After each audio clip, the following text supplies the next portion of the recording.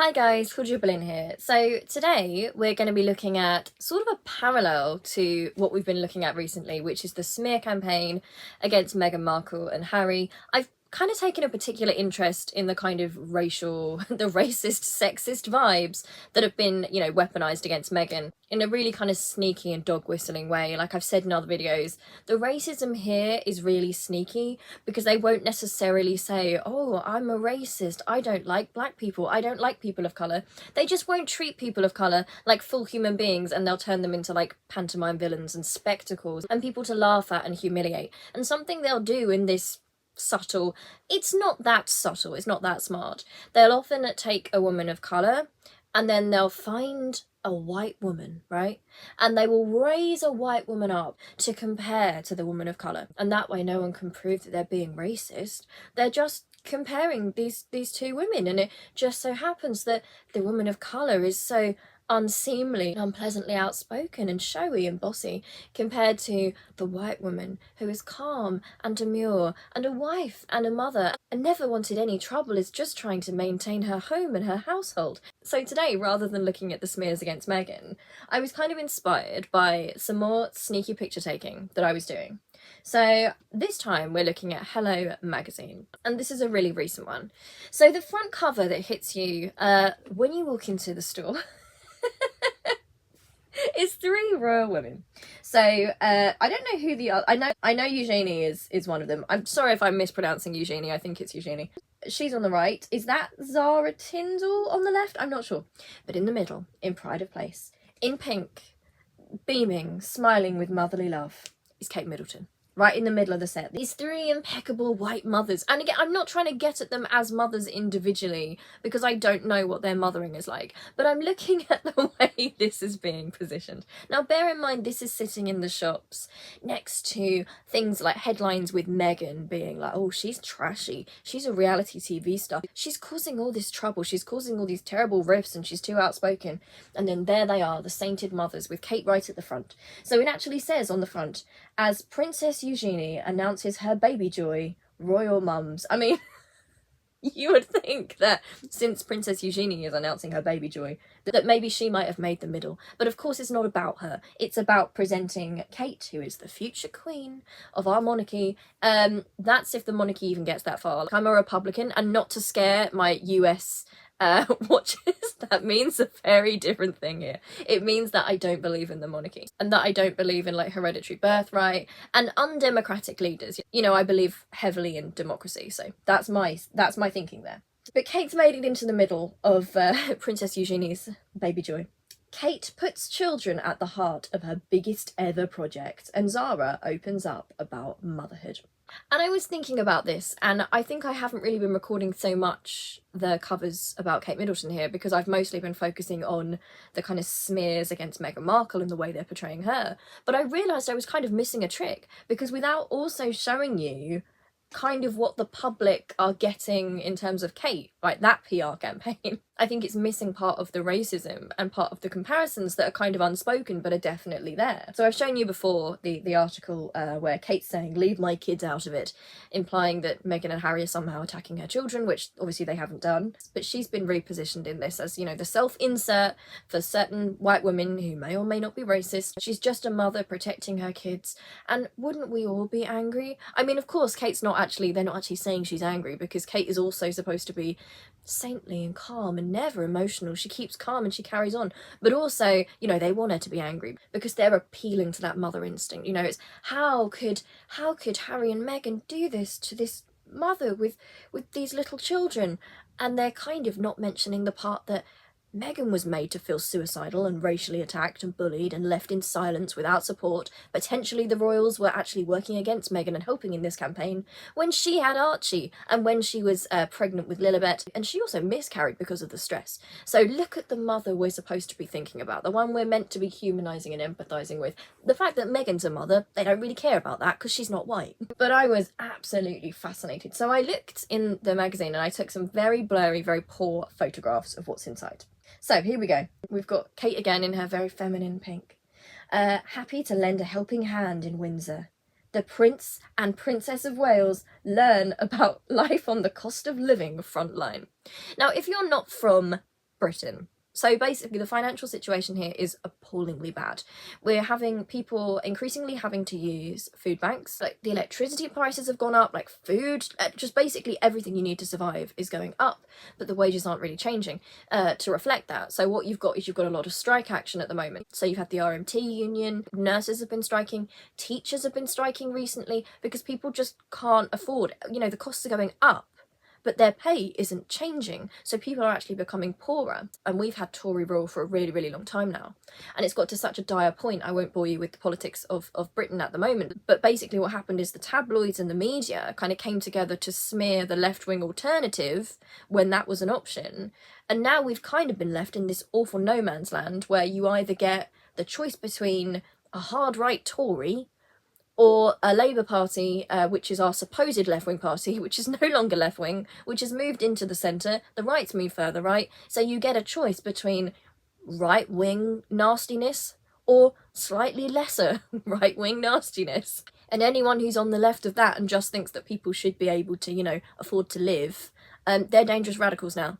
That's how far this stuff has shifted in Britain, and it's so depressing. But Kate and William, in the midst of the storm and, you know, their dignified silence, which all the papers are reporting on, I don't know why I mean, it's so obvious and transparent, you know, people not saying something, you know, but they've spun it as if to be, oh, it's so dignified of them, you know, they're taking the high ground. And yet Meghan hasn't been seen around for a while, and it's, oh, she's plotting, oh, she's abandoned Harry, she's about to discard him, what's she gonna do next? Just look at the difference in the way they report silence or someone not being present. But Kate and William did some PR. They realised they needed to do some PR, so what did they do? They went to a food bank. Unfortunately, a lot of people in this country have to use food banks. There's no shame in going to a food bank, but the shame is that we live in a country where that's become the situation. You know, there's so many children and families that live in poverty here. And it says here that the Prince and Princess of Wales are there to learn about life on the cost of living frontline. So I just want to say the reason they've put it like that and they're trying to get ahead of it is basically it turned out that they'd gone to a food bank as a PR move to kind of help bag some food or whatever, but they didn't bring anything. And I haven't heard them refute this. You know, a lot of people have said this, that they didn't bring anything, and I've not heard any sort of statement, so I'm pretty sure that they didn't bring anything. If I'm wrong, then I will correct that, but it seems to be they didn't bring anything at all. And Kate was kind of mildly called out on this, not in a rude way, but one of the people that worked there, I believe, said to her, there is video footage of this, but I can't put it in this video because it's not my footage. You know, the woman who worked there says to Kate, yes, so we kind of rely on, you know, donations, so people are really generous, you know. It's like, yeah, you would think that's just, you know, common sense. This is a food bank, you're a very wealthy family, maybe bring some food or give a donation. And Kate kind of gets really defensive in the video, and she kind of says, well, I'm just learning. I mean, what do you mean you're just learning? Like, I don't want to get personally at people, but there comes a point when you go to a food bank and you're just, what is there to learn? That you're from a very rich and privileged family, whatever other things you're going through. Like, I understand it's not easy to be a member of the royal family, but you've got that position, you have a lot of wealth, and you go to a food bank and you have to be taught, and you even seem a little bit annoyed that someone said to you, you have to be taught. Maybe I should have brought some food. You know? I think there was a thing a long time ago when, I can't remember what exactly it was, but I know Meghan went to some sort of charity or donation thing, and she brought, I don't know if it was some of Archie's old clothes or something, to kind of get involved in the project and, you know, do what you were meant to do at that event. And at the time, all these people who hated Meghan were like, oh, she can't afford new clothes. She's not bought new clothes. She's given Archie's old clothes. Those people are silent now. Kate's gone to a food bank with no food. That's fine. She's learning. She's learning. So that's why they've put the phrasing, you know, that she's there to learn. They're both there to learn. And it might seem like I'm unfairly focusing on Kate here, but that's because Hello Magazine is focusing on Kate mainly. She's, for their demographic, she's the self-insert character. She's the main character here. So we've got pictures of her helping to pack things, and a quote, a cheeky quote from someone who worked there about Kate and William. One was probably a better packer than the other, but I wouldn't like to say which one. They're welcome back any time. And then a picture with more staff, with Kate kind of smiling and learning and listening.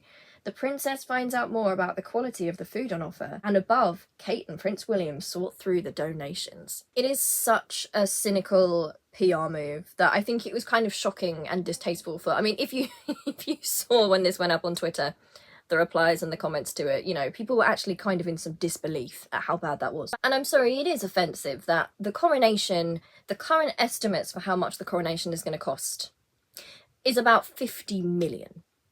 50 million pounds for a coronation. And then William and Kate show up at a food bank like, oh, we're here to learn, but we haven't brought any food. There is absolutely no moral case for having a 50 million pound coronation. You know, it's that old attitude of, it'll cheer the plebs up, you know, they're struggling financially, and it will make them so happy to see this man who cheated on his wife and is now marrying the woman he cheated on her with enter the throne. They'll love that. They'll really love that. And I just want to say the issue that I have there is not necessarily, obviously it's an issue, the treatment of Diana, but the reason why I think it comes into the Republican argument here is that the whole idea of monarchy is that it runs on this kind of tradition. You get that privileged status, you know, for monarchists because you play by the rules and you're traditional and you do what you're supposed to do. So I'm not really 100% sure how the monarchists are managing to now spin this as a good thing. You know, I've said before, I think Elizabeth was the last successful monarch that it was possible to be, that it was possible to have, because she kind of felt like she was of another time. I think her age helped. I think the fact that she was around during the war kind of helped. I think people were also very hesitant. Even people who are anti-monarchist, a lot of them felt a kind of inherent, it doesn't feel nice to be criticising an old lady. Do you know what I mean? You know, it really doesn't. And I think also the sense of, you know, she's got a certain way through her reign. I think a lot of people were kind of thinking, well, just let her kind of get to the end of it. I mean, I've been very critical of the monarchy while she was the queen, but I think among a lot of people that was the kind of vibe, you know. For them, she felt like Britain. She felt like part of the keep calm, carry on, the Winston Churchill thing. I mean, the way people worship Winston Churchill. Look at what Winston Churchill said about Indians. Take a look at that. But I don't believe the monarchy itself can really exist beyond her. Like, it's trying to, but it can't. Because it's an institution of the past, right? It's a conservative institution based on tradition and not changing. So the idea that you can progress the monarchy and make it progressive, I mean, to a certain point, I think you could, but you can't really get past the point when you realise it's not actually democratic and it goes against, you know, basic democratic principles that we have in 2023. And I think a lot of people don't actually want to think about that. For me, there's no better time for it to end than right now. End it now, you know, for the monarchists, let it end on a high. You know, they can have Elizabeth, and I just can't see this working with Charles. I can't see it working. Right, but that wasn't all that was in Hello Magazine. Oh no. There were about 6 or 7 or maybe 8 pages dedicated to Kate Middleton. So what was the next spread of Kate Middleton? Of course.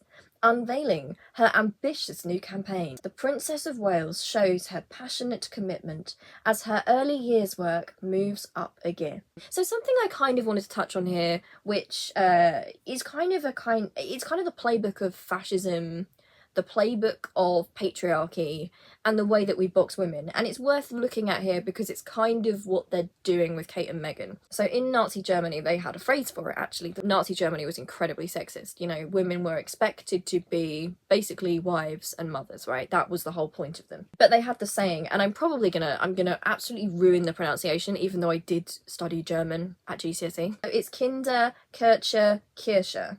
And that actually means children, kitchen, church. So they're kind of the 3 things, and that's like a woman's place. So it's to look after the children, to look after the kitchen, so to, you know, look after the home, and there's a heavy kind of religious element there, you know. So this is actually what they're doing with Kate Middleton right now. This is the brand for Kate Middleton, and it's the only way they can go with it. Because the truth is that I don't know her personally, but she is quite a wealthy girl who married into the family, doesn't have many opinions that she expresses because that's part of the role. She's there to be a support to William. She's not really there to make any sort of waves. She is the white woman, pretty PR of the royal family. That's her job. She isn't actually allowed to be passionate about many things or openly show her passion for things. But these are the things that they will allow. In a system like this, there are some things that women are allowed to show passion for. And so one of them is, you know, the idea of her as a saintly mother, children. That's one of the only things she will be allowed to actually work on because that fits the brand and that fits her role. So I'm actually trying to find the statement, and I actually just went on the Prince and Princess of Wales official Instagram account, and it's actually very illuminating. So Just from yesterday. It's Kate Middleton beaming with a child. Hashtag Children's Mental Health Week. A picture of possibly her young self and her father. I'm not sure. She's reaching out for her father in the picture, if that's her, with the quote, "Faces are a baby's best toy." Oh, she wants people to consider joining her in sharing a picture of themselves before their 5th birthday to help with those conversations. What's she raising awareness for? I'm sorry. I feel... I don't understand. Is she raising awareness that you're a baby and over the years you become 5? You do exist? I don't get it. What's the awareness? It's all like, you know, these awareness campaigns that the royals pull. It's not actually saying anything, right? Because if you remember, when Meghan brought up Me Too, right, and she started talking about actual things, that caused a sort of panic in the royals and that kind of set. But oh no, she's actually said something. She's not supposed to actually say something with meaning. She's supposed to just say a load of rubbish to pretend she's saying something, spreading awareness about something like, I don't know, awareness of motherhood. But how's she spreading awareness? Doesn't matter. She's spreading awareness of motherhood. That's fine. That'll sell. We've got her interview with Roman Kemp where they've got together to speak about early years and mental health. Video of Kate chatting to little kids here. Her at the press conference, you know, the Centre for Early Childhood. Also a video which says, from pregnancy to age 5, our brains develop faster than any other time in our lives. And then I'm watching like an animation, and I'm not sure what I'm looking at. I think I'm looking at a fetus in the womb. Growing into a baby, being held by parents, and slowly growing into an adult. Yeah, so I've literally just watched the whole thing, and I thought it was going somewhere. It's just a very cute animation with no stakes, where a baby is born and grows up. Oh, I'm a bit scared of going to school. That's all right. Don't be scared. Go to school. Oh, I'm going to learn to swim. That's all right. Then a child sees another child crying and goes to comfort them. I mean, it's the motherhood propaganda, right? It doesn't actually say anything. What's it raising awareness for? Because it's not highlighting any of those things. Like, for example, one of the biggest issues we have when it comes to, sorry to get serious here, when it comes to actual mental health of children, poverty, inequality, all of these things that the royal family make worse for us, right? And also, I just want to say, you know, this focus on how the early years of a child's life is so important, right? Do you know what's also really important for the early years of a child's life? Not to see racism enabled, not to be exposed to racism, and not to see people who stand up against racism ridiculed and shut out and harassed. It's also not good in early childhood to teach a child that because of their birth they are inherently superior to everyone else and have a divine right to rule over everyone. It doesn't matter if that child's sweet and says please or thank you. That is a disservice to that child and to their peers, right? And to the person they're going to become. None of it makes sense. If you actually think about it, none of it makes sense. These children, and again, I'm not saying I don't know what sort of a mother Kate is in private, right? I have absolutely no idea and I couldn't comment on it. You know, from what I've seen, she seems to love her kids a lot. How are you going to be someone who takes on, it feels like gaslighting, child mental health while you're raising your children as mascots and taking them to photo calls and letting the press kind of swarm around them and making deals where it's all right, we'll get better treatment because we'll give all the bad treatment to the spare. That's not thinking ahead. How does she think it feels, just on a serious level, that 2 of her children are growing up thinking that they're inherently lesser than the older one just because it's a birthright? How is it helpful for those children to live in such a restricted way and know that, you know, you can't really have your identity or do what you want to do because you're part of the firm now? That is not thinking about child mental health, and that's why it all falls apart. How does she think the mental health of Archie was and is, and Lilibet, while this hate campaign runs? You know, what's actually happened is the whistleblower in that family has called out abuse, has tried to have conversations about poor mental health, and has actually been completely smeared. So what those children are really learning, because, you know, Harry talks about this in the book, and I won't talk about Spare too much here. He talks about that kind of legacy that the Queen would have had, which is that her uncle abdicated, right? So he married Wallis Simpson and he abdicated.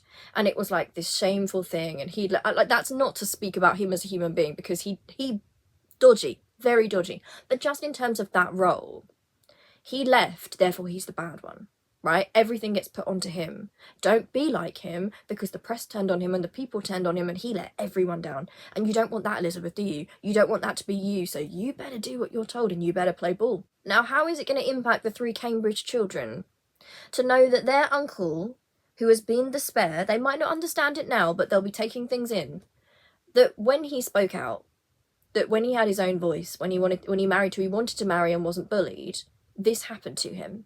And he was made into this spectacle, and the papers were on it, and the family were on it, and everyone was on it. Is that not causing incredible stress for those children? Because do they not imagine that in their minds they ever think to themselves, wow, hope I don't marry someone they don't like, or wow, hope I never have an opinion against monarchy? If you bring up your children truly well and with kindness, based on that lovely little video I've just watched, which is about sharing and equality, those children will grow up and decide, actually, we're not better than anyone else. We actually don't want to be part of this system anymore. That would be the success story, right? That would be the success in the parenting and a good thing for a child's mental health. What those children are learning, and what everyone else is basically learning, everyone else's children are also forced to learn this because it's been put on their parents, it's on the TV, it's on the radio, it's all in the papers, you go into a news agency, you see it. They're basically saying, wow, don't want to rock the boat, don't want to be a whistleblower, don't want to talk about racism, because they'll get me. How can it possibly be good for children's mental health to be being lectured by a woman whose role is to be the wife mother stereotype, to not have opinions, to go to these things and be photographed and to simply support her husband? It's like these ridiculous campaigns, where they do the whole "it's time to talk" campaign. They did this on ITV. They say, oh, it's time to talk, sort out your mental health. They don't want to sort out the structural inequality, because let's be completely honest, poverty in this country, bigotry in this country, inequality, all these different things, capitalism even in this country, are leading to poor child mental health. Because their parents aren't able to cope. The parents are stressed, they're not able to earn. Parents who are under extreme pressure are not necessarily going to be able to give their children the time that they want to. People who have poor mental health themselves are going to find that difficult. People who are going through oppression, for example, are going to find it much more difficult to raise their children, because they've got to raise their children. For example, if it's a person of colour raising their children, they've got to raise their children early, knowing that racism is something you might experience, and this is how we guard against it. I also just think it's incredibly ridiculous that the whole Shaping Up campaign is Kate's, let's shine a light on the first 5 years of life. And it's like, don't you have a nanny? Not that it's necessarily wrong to have a nanny, but why are you the face of this? Because it's all PR. If it was genuinely about mental health, and I can't believe that people are going along with this with their brains on. So in the magazine, she's sitting there, she's got a cuddly toy in her hand, she's sitting there with kids, and it says, Kate's open letter announcing the launch of her campaign, with the princess saying she is absolutely determined to make life better for Britain's under 5s. Let's be honest, no, she's not. If you believe in hereditary monarchy, if your own children are becoming mascots in a system which is an abusive system and are being abused by the tabloids, and you turn on the people who are taking on those tabloids, if you take part in enabling racism, right, and enabling poverty, because taxpayers' money goes towards the royal family, that's 50 million on the coronation. You don't get to sit there and say, oh, I'm interested in the first 5 years of life. When are we going to see through this? When are people going to actually dig a bit deeper? It's like people are scared and deferential. Can someone not just turn around when Kate Middleton's doing this and go, right, okay, but how? How is this going to help? What are you actually putting in place? Like, you're raising awareness for what? That babies exist? That they grow up, become 5, become older, and that's an important time in their lives? And it's also not completely her fault, in the sense that her role means she's not allowed to get political. Which is another reason why the royal family should not exist today.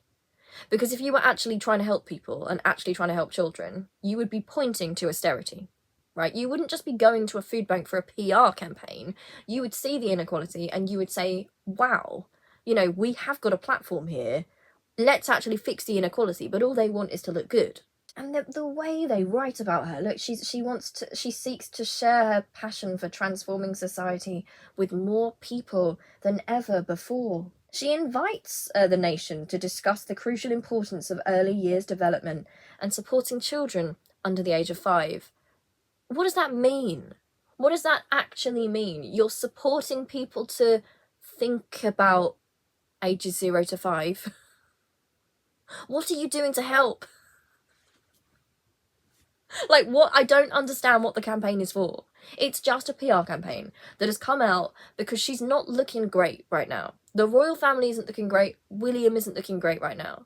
And it's basically a way to get away with, no matter what might come out in the future, but I'm just a mother. I'm just a mum, and all I do is I just go out there and I care about the mental health of children, and that's all I do. Like, why are people attacking me? Didn't care much about the mental health of your mixed race niece and nephew, though. Really, let's be completely honest. It's not caring about their mental health if you're kind of supporting their parents speaking up for their mixed race kids.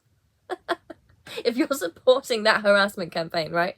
If you're saying that they need to be silent, then basically, so what? You're supporting 0 to 5-year-olds, rich white children with nannies, I suppose. And if you parent them really well, maybe one day in the future, George and his wife, and I say his wife because, you know, if George is gay, I'm sure they won't allow that in the royal system. So, you know, it'll be a wife. George might even show up at a food bank and not bring any food. Or maybe they'll parent him so well that this time he'll bring a tin of beans. Maybe he'll raise awareness. The royals do not raise awareness, and that's basically something else that Meghan and Harry have exposed, which is that if you have that position, you do have a moral duty to actually do something to help causes. This is not helping a cause. This is propaganda. If you actually look at it and what it means nothing. It means absolutely nothing and does absolutely nothing. And then a quote, "Healthy, happy children shape a healthy, happy future. The Princess of Wales." Oh, she's smiling while a child smiles in the picture. What are you doing and what have you done to make life better for children that are poor, children that are mixed race, or children of colour? What are you actually doing to dismantle a system where your own children are trapped in an abusive cycle with the tabloids? You know, George is getting trotted out to perform already. I can't imagine the stress and trauma that child is under. Oh, it also says, as a mother of 3, this is another picture. And this time she looks more businesslike, you know. It's the optics of politics, right? It's like, look, she's also a great thinker. She's a politician. And then you ask, okay, so what does she stand for? Nothing. Don't ask that. Don't ask. She looks smart. And, you know, sometimes Meghan wears a suit and Meghan gets political. Kate can do it too. But what's Kate standing for? Shh, don't ask that. It says, as a mother of 3, the princess is a natural with children and their parents. It's so deferential and frustrating. I mean, a natural with children and their parents. I mean, I'm sure it's quite normal to be pleasant to children and their parents. Especially when there's something in it for you, eh? Especially when it makes you look good. I'm sure you're being really nice to them. And there's some very flattering pictures of Kate laughing and sitting at the table listening to other people's stories.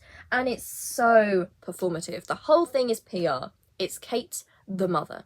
And also, just as a little additional thing, which isn't actually about Kate, I just have to say, they also had, you know, I mentioned the kind of, what was it? It was the church, kitchen, children thing. That's the wrong order, but those are the things. There's also a page here with Camilla. As her dogs go walkies in Wiltshire, Her Majesty visits a church and charity close to her heart. So they're even trying this on Camilla. She's going to the church. And isn't she relatable? She has dogs, and the dogs go walkies. They're in fact just like us, but not too much like us, because they have to be in charge of us. They're higher up than us. But similar to us plebs. Anyway, it's absolutely ridiculous. I will stop rambling now. Thank you for watching. As always, I really appreciate your comments and your kindness and you getting involved. Basically, yes, I do have a PayPal. People keep asking me. My PayPal is in the description box if you would like to buy me a coffee. Let me know if you have anything you want me to make a video on. And that doesn't just mean in terms of like, you know, the Meghan and Harry smear campaign, because this channel is all different things. I've been focusing on that a lot recently, and I will continue to do so because I can't see anyone else making the content that I am here. There are some really good really good YouTubers. I was alerted recently to, I hope I get this right, I believe I was given really nice comments were made about me on Royal Sussex, the podcast or something, and I was told about that and I watched the segment and I was really grateful. That was really kind. So thank you so much to Royal Sussex for doing that. Like, that's really sweet. And I do appreciate that, and it's been really nice. I've had a couple of people coming from over there. So if, as long as this is useful, I think a lot of people have said it's useful to have someone from actually in Britain kind of, you know, kind of just showing you what we're kind of seeing. If it's useful, I'll keep doing it. And I enjoy doing it. Because sometimes I feel like, you know, when you think you're the only one, I know I'm not the only one, but you can think that everyone's brainwashed because of the media and because of the tabloids and because of all this stuff on the television. But the truth of the matter is there are many, many people here who see through it, who do not want a monarchy. It's just that obviously they're not getting the platform to speak. So that's how I'm going to use mine. But yeah, love you loads, and I will see you really soon. Okay, love you. Bye.